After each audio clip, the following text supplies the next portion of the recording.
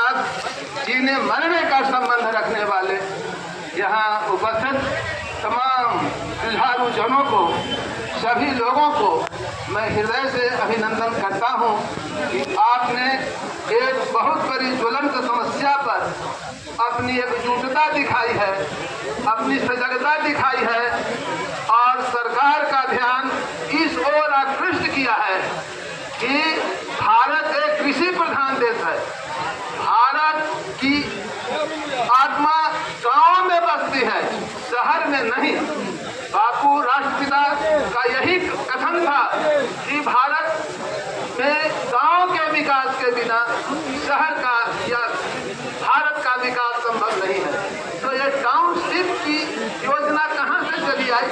जब गांव विकसित नहीं होंगे, किसान विकसित नहीं होंगे, हमारे गरीब मजदूर विकसित नहीं होंगे, तो टाउन में जाकर के हम क्या उस पर मजदूरी कर करके अपना जीवन बिताएंगे?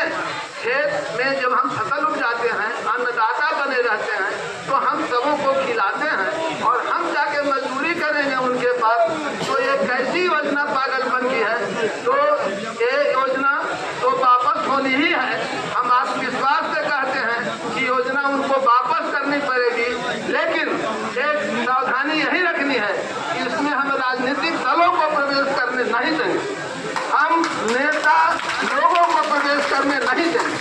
वो लोग अपनी रोटी सेकने के फेरा में और मत से मतांतर विषयांतर हो करके और इसको यूं ही उसको टाल देंगे, कमजोर कर देंगे, हमारे इस एकता को वो खत्म करेंगे। तो पहले ही कहा गया है सबका सम्मान और जीवन आसान। तो सम्मान जब मिलेगा ही नहीं तो क्या जीवन आसान होगा? तो हम दावे के साथ कहते हैं कि आपकी इतनी बड़ी शक्ति, इतनी बड़ी ताकत, इतनी बड़ी एकता के आगे सरकार को जरूरत नहीं है कि वो टाउनशिप की योजना को लागू करेगा। किसी की जरूरत थी, वो आपकी आजमाइश करना चाहती है, आपकी परीक्षा करना चाहती है, वो देखना चाहती है कि आपके संगठन में कितना बल है। उस बल को हम दिखा करके साबित कर देंगे कि देखो किसान मजदूरों की ऐसी ताकत है, ऐसी एकता है कि तुम हमारे मर्जी के खिलाफ, हमारे हित के खिलाफ कुछ भी नहीं कर सकते हो। तो यही हम वादा करते हैं कि आप अपनी एकता को बनाए रखिए। जैसा कि पहले भी है कि मैंने जिस खेत से सहका को मैं